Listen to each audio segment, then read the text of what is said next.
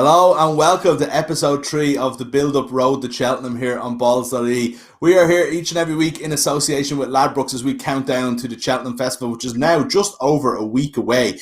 What we're doing on this show, of course, is getting you ready for Cheltenham, especially if you're like me, haven't really been paying attention to racing all the way through the year. We're catching it up race by race. We've all the big races covered we've some of the big races covered in episodes 1 and 2. We did the Champion Chase, we did the Champion Hurdle, we did the Arkle, and we did the Ryanair Chase over episodes 1 and 2, so you can go back and listen to them. Today we're going to do the Stayers Hurdle and a couple of novices chases that have caught the interest of our very own shaman of Cheltenham, the one and only horse racing guru, Aonghus Ó Maicín. Aonghus, you're very welcome back to the show. How are you? How are you keeping, Mick? Not too bad.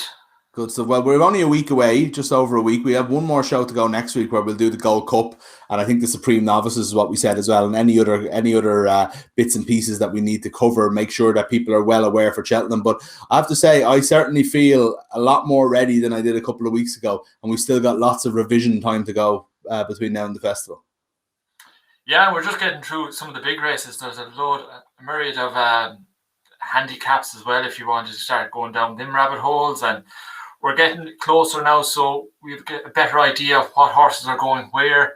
Still lots of speculation about weather, which is a major facet of pre-Cheltenham predicting and whatnot. So, you know, there's lots to discuss. We're a lot further on than we were, but lots of things still to come out and lots of decisions for trainers to be made. But yeah, we're almost there. We're getting there slowly but surely.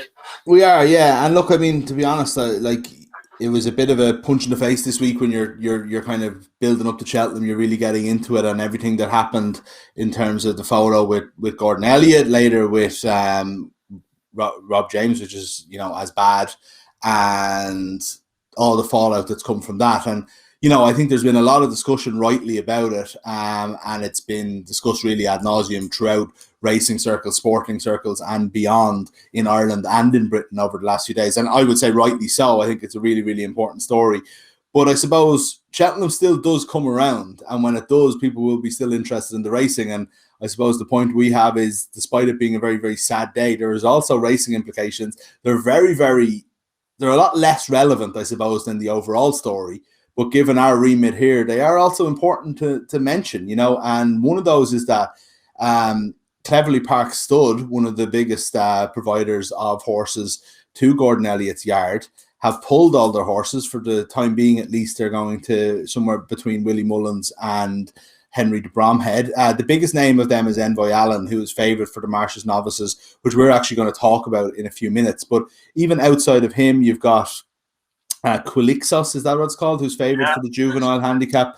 Ballyadam is one of the contenders in the Supreme Novices. Sir Gerhard in the bumper. There's a few others as well that are all going to Cheltenham that are real live contenders. What does it mean when you change stables? These horses go and live somewhere else now for a week or so before they go over to Cheltenham. I really don't know what it means. I don't really understand enough about what goes into horse training and stabling to know whether this means that these horses have less of a chance or more of a chance when it comes to racing next week. Yeah, that's the $1 million question, and I suppose that's the question that everybody was wondering what the answer to is. And I'm certainly not qualified to answer it, but somebody that probably is in a better place to answer that would be the likes of Paul Nicholls, who was asked this week, the UK's champion trainer, of will it matter? And he says, absolutely it will. There's a lot to take into consideration: change of feeds, change of environment. Horses are very sensitive animals. They know where they are. They know their environment. They get into their routines, going out in the gallops in the morning, coming in, having their grub, doing things at certain times. You know, it's all changed now. We're very close to Cheltenham as well. He certainly seemed to be of the opinion that it could absolutely affect them, and it is something to consider going forward. Then again, the horses that are leaving Gordon Elliott's yard are going to Willie Mullins and Henry de Bromhead, very capable hands. You know, if anybody can make the transition as seamless as possible, it certainly is probably going to be the pair of them. Yeah. Well, I think it'll be something that we'll have to keep an eye on, obviously. And you know, again, it's probably not going to get as much coverage, and rightly so, as the actual human story here and the industry story that is, especially the part of it of Gordon Elliott. But in terms of racing, this is a big deal, and it's going to really affect what happens in the Cheltenham Festival. We shall see. But let's get on to the races. Again, some of these horses will come up, but the Stayers Hurdle on Thursday is the 4th championship race. As we mentioned last week, it was the extra championship race when they added a day, but it has been a race that's been, going since the early 20th century. It's got a lot of history. It's got big books probably made it as big as it'll ever be when he won. Was it 4 in a row or 4 and 5? 4 in a row. He won 4 in a row, yeah. Yeah, in the early 2010s, late 2000s, and what a horse he was. But I still think this race lacks the luster of the other three. Naturally, it's the PGA to the other three golf majors, but at the same time, come Thursday afternoon, there's a lot to play for here, and it actually looks a really good race because the two top contenders have both beaten each other this season.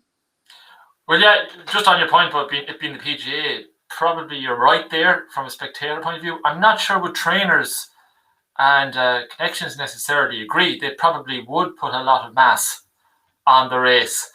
But certainly I think it's always a great event, even if it doesn't grab the headlines that the other championship races grab. Two horse race, or from a narrative point of view anyways, Paisley Park and Thyme Hill, they're at the two primary contenders at the moment. They've raced each other twice already this year. The first time out, Thyme Hill won. It was at Newbury, a flat enough track. He had a few pounds in hand on Paisley Park. They met again at Ascot later in the year, and I think Paisley Park won by a head that day. They were off even weights then. And as well as that, Ascot, it's no Cheltenham in terms of undulations and being testing in the way that the final few furlongs are at the Cotswolds venue. But it is stiffer, or it is a more challenging track than Newbury, which is quite flat. So I think that is informative. How will Thyme Hill? We know Thyme Hill, is fit for Cheltenham. He's raced Cheltenham before, got 4th in last year's Albert Bartlett. Will he be fit enough to take on Paisley Hill coming up the hill? On Ascot, you'd have to be of the opinion that Paisley Hill probably has the better of him there. Paisley Hill won this in 2019 also. Paisley Park. Paisley Park. Sorry, I'm getting confused myself between the two of them at this stage. Yeah, he won this in 2019. No, didn't have as much luck last year. Came 7th. Yeah. Well, that's what I was going to ask you. What should we read into that? So we had a 50-1 winner, people will remember last year. Lisnagar Oscar, he says, looking at his notes, because I definitely don't remember it, despite the fact that I was definitely watching that race.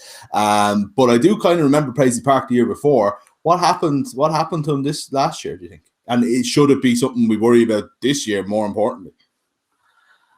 I'm not sure would I be worrying about him this year. He's been fairly strong. Like, he's beaten Thyme Hill at Ascot last time. Thyme Hill is the bookies and punters, by the looks of it, second best horse in the race. What I probably would be looking into is the fact that he's a 9-year-old, and 9-year-olds do not have a very good record in this race. Now, of course, Big Bucks won it as a 9-year-old after he'd won it 3 times already. I think Salwish won it with Paul Carberry aboard, I think it was.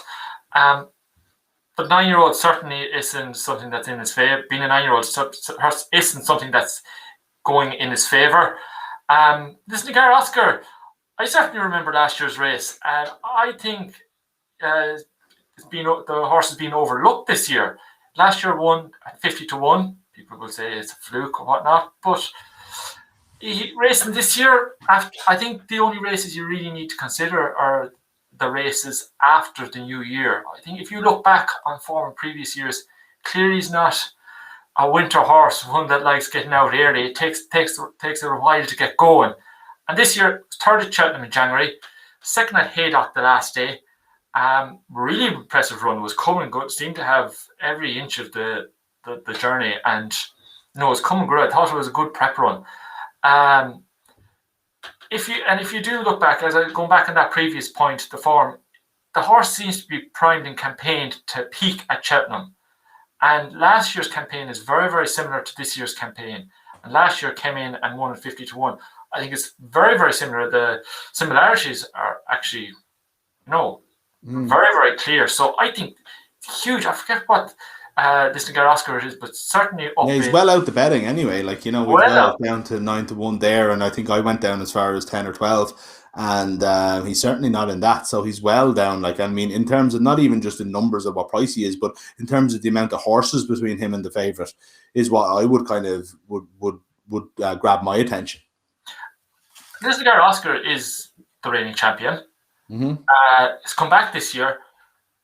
Disregard everything before the new year in the build up to, and then just consider the build up to Cheltenham. And in the build up to Cheltenham, third at Cheltenham, fairly good, coming out after Christmas. Second to last day, very, very promising race. I mean, there's not an awful lot. You can't just disregard that information. I think certainly the odds for Lisnagar Oscar are too long, in my opinion. I think even if the horse doesn't win the race, I think certainly hit the frame.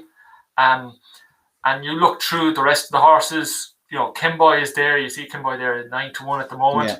Champs at 10-1, two old runners. And Lisnagar Oscar's 14-1. There you go. Same as Fury Road.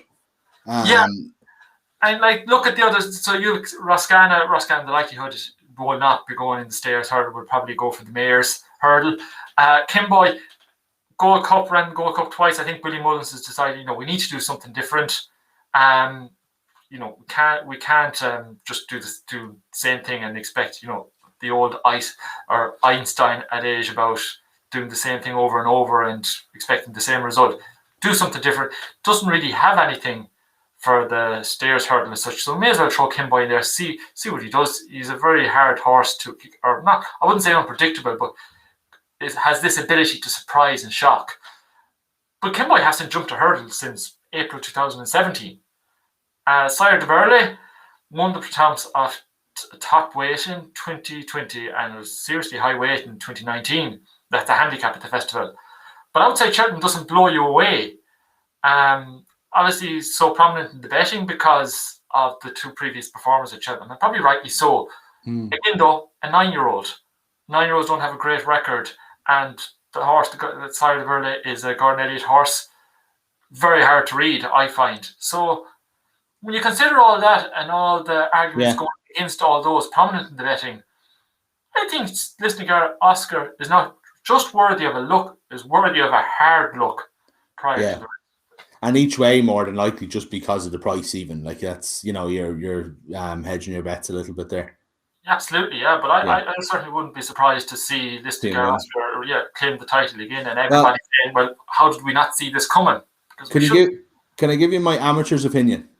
Absolutely, I love it. In whatever year it was, I remember backing Hardy Eustace and the Supreme Novices. And because of that, I was loyal to him to a fault and had him at 33-1 the following year to win the champion hurdle, which he romped home in. And then the following year, because again, everybody's worried about pedigree, everybody's worried about everything, he was about 9 or 10-1 to win the following year and did again. And I backed him again. I've made more money off Hardy Eustace than I have in every other horse that's ever existed put together. And the reason is, I think it's a very similar story to what you're saying is Cheltenham and championship or festival pedigree means so much, but everybody who's living it every day and is following these horses through everything they can, they find it just so hard to only go off that. But time and time again, we see it. And if Lisnagar Oscar won here last year out of nowhere, there's no, you've made a case against everybody in the betting here. Every race we've talked about so far, I found it very hard to say the favourite isn't going to win this. And it doesn't always happen, of course, but the case was made each time for the favourite. This time, you've made the case against every single one of them. I love your pick here. I have to say, I think this is it's a brave one, but it's wrapped in perfect sense. Yeah, I think you need to give Lisnagar Oscar a bit of credit. And another thing that's probably going against it, I wouldn't say going against it, but people are probably ignoring the horse for it, is the fact that Rebecca Curtis is the trainer. Rebecca Curtis doesn't, hold the same lure as the same clout as a Nicky Henderson or a Willie Mullins or whoever. And you'd imagine if Willie Mullins' name was below Lisnagar Oscar's in the race card, you wouldn't be getting those odds. You certainly would not be getting those odds. But that's part of racing. You know, you see the name Willie Mullins, Nicky Henderson, Paul Nicholls. There's a lot of people that go and take a punt on a race simply because they look for the name Mullins, they look for the name Henderson, and that's where they go. Not a lot of people go to a race card and look for the name Rebecca Curtis. And until Thursday week, maybe. Thursday week, yeah, or Friday week, I suppose, after the day after. Okay, look, I think do you know what? I made jokes about the Stayers Hurdle before this, and now it's the race I'm looking forward to most, because you could have the Paisley Park Time Hill showdown. You could have Ken Boy coming back from his Gold Cup to a completely and utterly different race over hurdles. You could have the Listigar Oscar doing outsider win 2 years in a row. You could have any amount of things happen, and it actually sounds like a cracker. And they really play out these races, don't they? Because obviously the Stayers Hurdle, they go on for 10 minutes or so. Like, you know, there's a lot of storylines can happen even within the race. Yeah, it's a 3 mile race. It's a long race. Anything can happen. Especially with horses like Kimboy. You look at Kimboy, he's just capable of anything. I suppose the one race that really stands out in my mind was the Leopardstown race.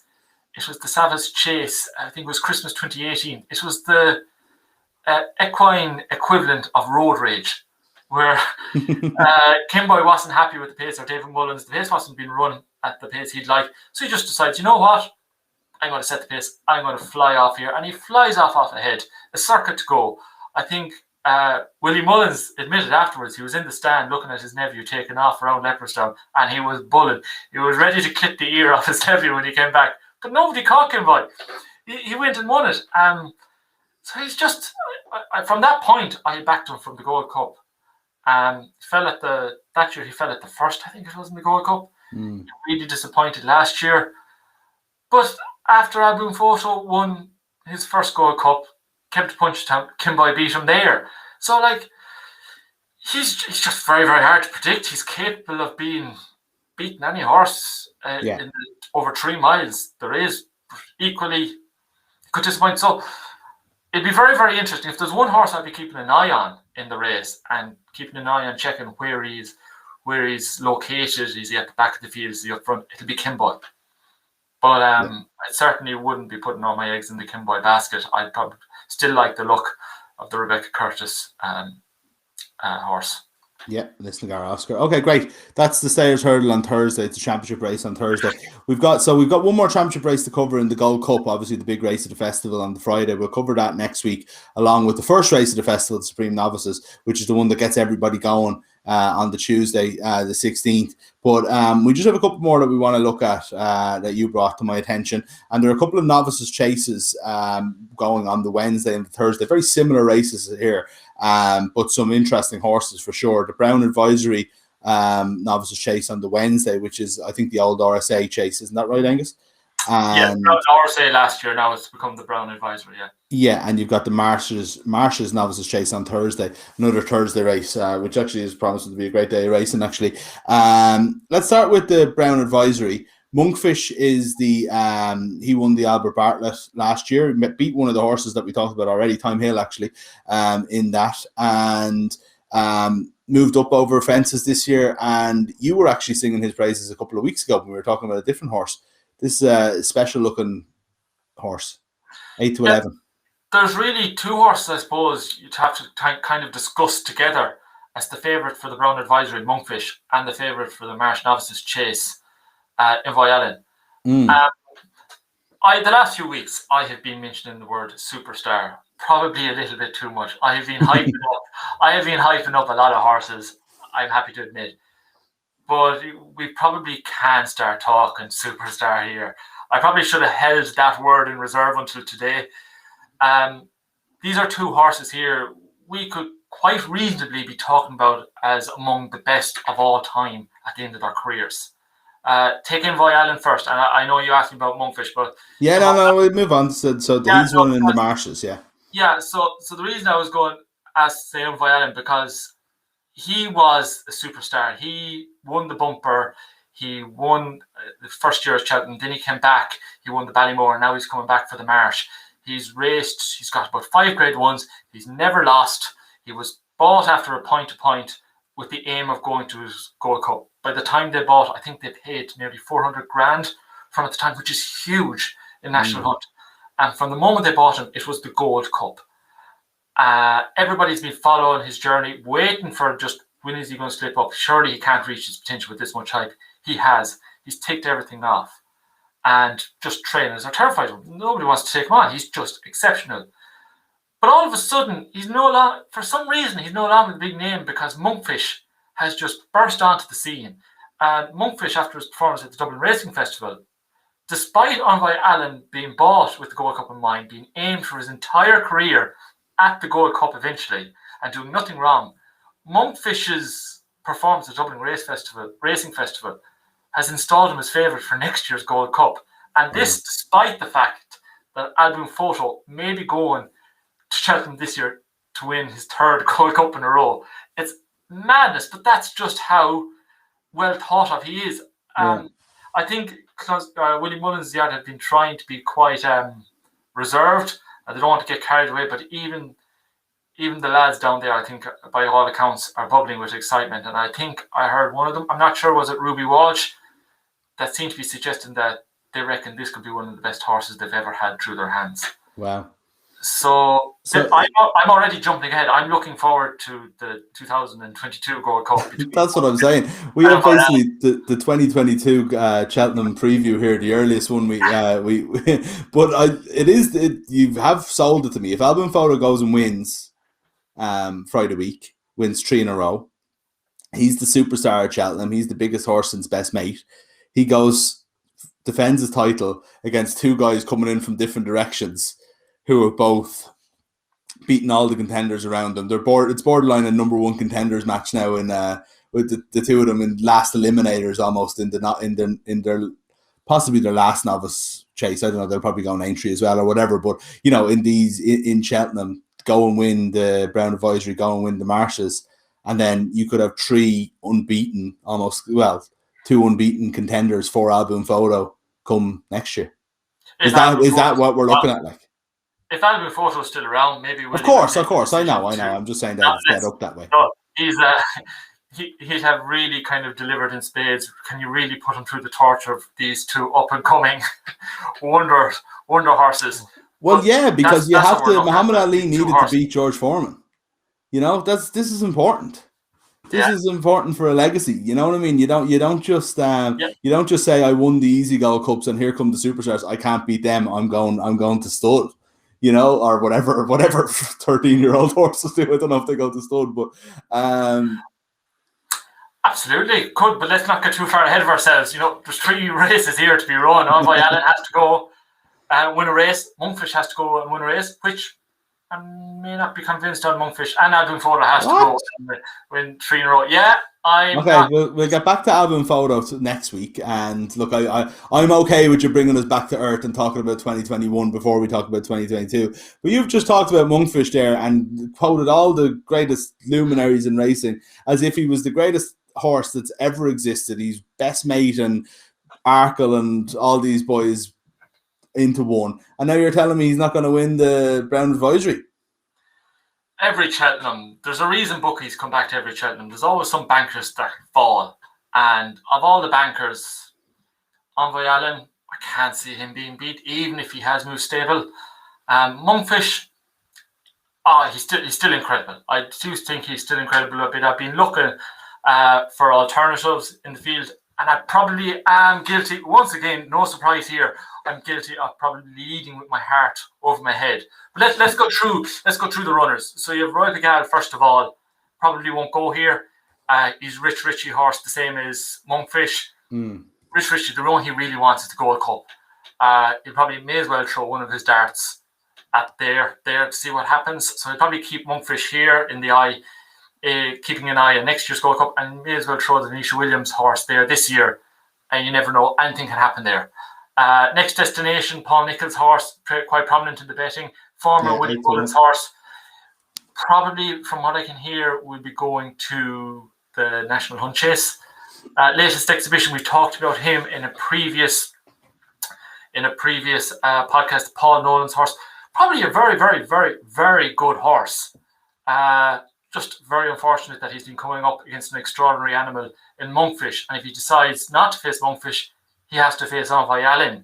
So it must be not heartbreaking is a very strong word when you consider the heartbreak that you can have, but it must be soul destroying when you're coming up against such opposition. But I think he's going to go and try and console himself, or that the Yard is going to try and console themselves with the consolation prize of a Grade 1 at Fairyhouse, which, as consolation prizes go, isn't that bad of a consolation prize. But so I do think that they are going to skip Cheltenham. Still have entries, I think, though. So you never know in horse racing, but it looks like they are going to skip. Eclaterir, then, I think that's how you pronounce it, another strange name, seems to be quite unexposed, doesn't seem to have the experience of others in the field. Only has 4 races under rules, so 4 races at the racecourse. But the one I like is the Big Breakaway. Now, he had his chasing debut at Cheltenham, won by 10 lengths back at the tail end of 2020.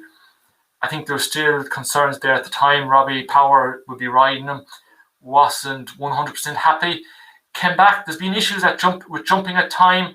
He went to Kempton, lost there. He also went to Exeter, a very, very mediocre race.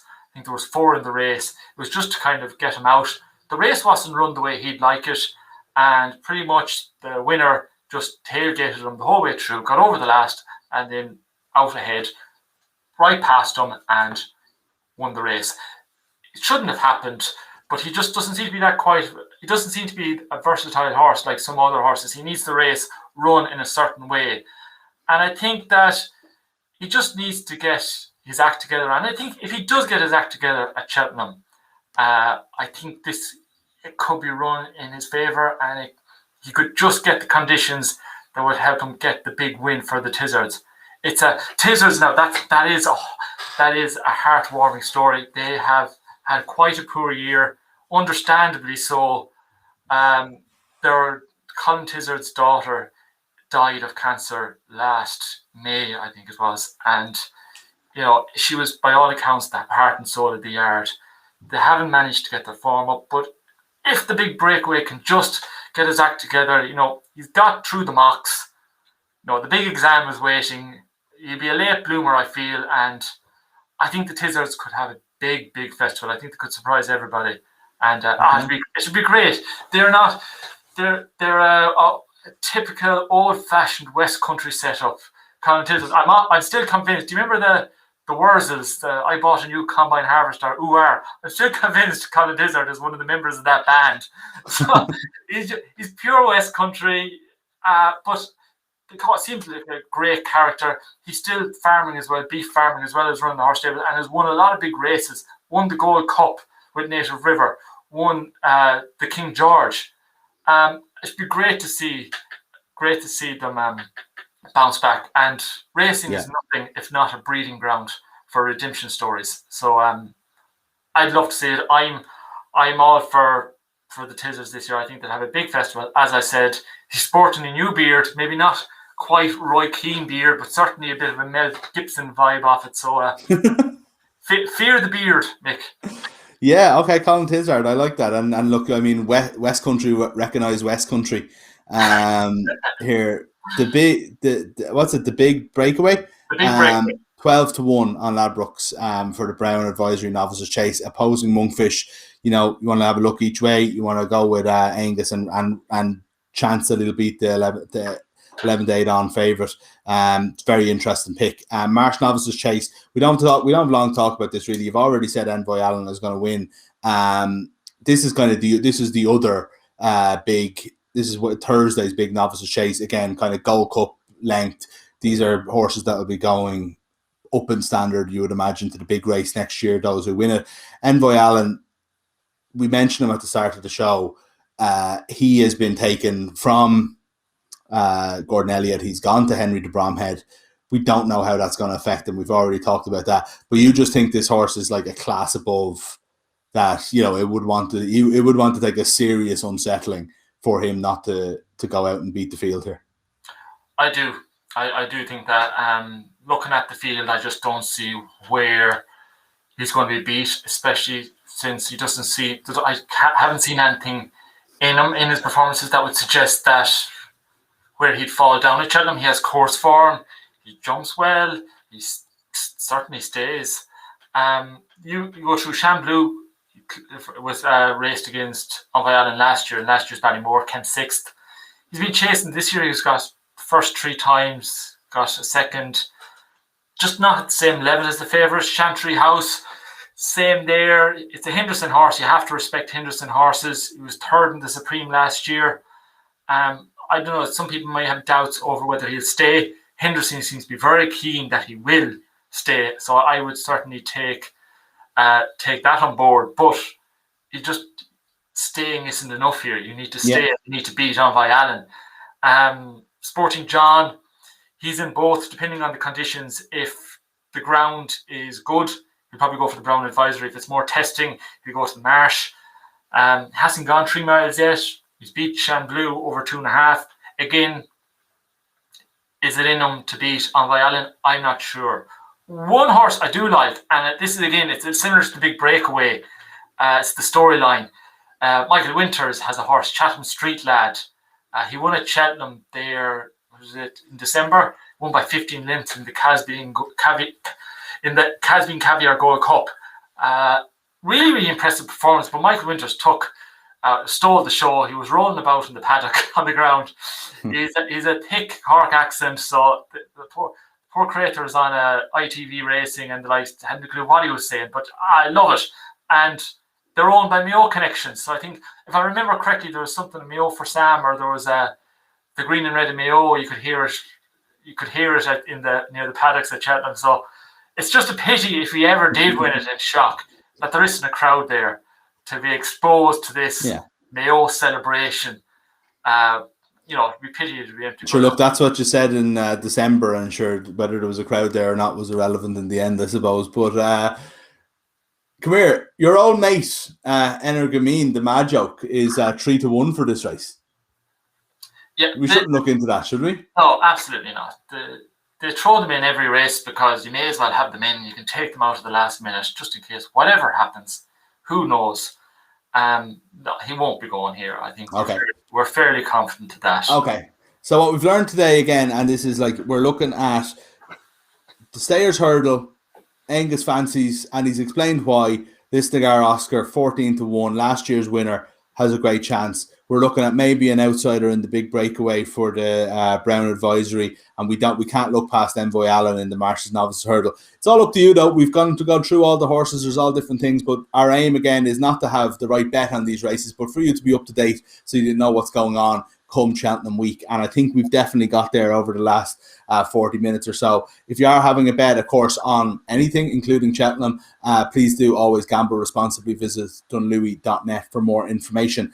Aonghus, we've one more week to go. We're going to talk about the Gold Club and the Supreme Novices, and again we'll chat about what we've missed as well. Storylines are emerging as we get closer to the festival, but I really feel I'm really pumped now. A week and a half to go. I can't wait for it. Yeah, absolutely. Even if there's no crowds there, I'm going to be glued to the TV. I still think it'll have the same buzz about it. It'll be unusual not seeing the cheer for the Supremes. And, crowds try to replicate the cheer again for the Arkle and even for most races of the week. And that is going to be strange, and it'll be strange to see which horses it benefits, if it has any effect. But we're getting there now. The narratives are building and developing. I'm in the same boat, Mick. I can't wait. Brilliant. Well, we'll talk to you one more time next week, and then we'll see what happens Cheltenham week. We might do a few things as well. But thanks a million to Aonghus as always. Thanks a million to Ladbrokes. Thanks a million for you for watching, and we'll be back with you next week. You can listen back to the build up with Kevin Doyle yesterday. We talked about the Manchester Derby. Kevin had a brilliant story about Wolves ending Manchester United's winning streak in 2011, a game in which he scored actually, but neglected to tell me that on the show. He's very modest as Kevin, but he did talk about Ryan Giggs kicking the legs off him as he was time wasting or acting the idiot, as Kevin said at the end. So do listen back to that on this feed as well. And of course, next week we'll be back with the last Road to Cheltenham, which will include our Gold Cup preview. And we'll be back with our preview of the Six Nations game between Scotland and Ireland with Stephen Ferris. So do join us then.